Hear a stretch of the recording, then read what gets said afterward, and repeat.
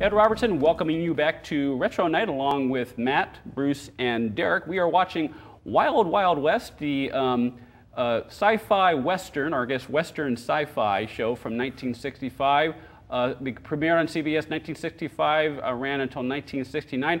It was a show, well, I was going to say it was the show that put Robert Conrad on the map, but he was already on the map, I guess, with Hawaiian Eye.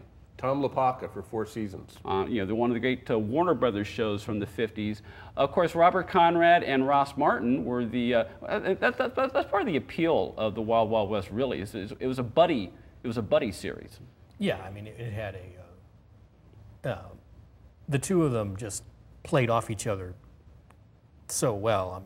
You know, we were talking earlier about, you know, who was cooler, James Bond or James West. And I think if you split Bond and put him in West and Gordon, you know, Gordon was always more resourceful, and he had the foreign language skills, and West was always the blunt instrument, but Martin was always the more strategic. Let's face it, I mean, you know, James Bond had Q, but considering that, you know, James West was in the 1870s, they have all that technology on hand. I mean, I would give him props over James Bond any day. He had President Grant helping him. That's right. Well, yeah, can't go wrong there. Of course, originally Conrad wasn't the choice. It was Rory Calhoun, and that would have made a totally different show.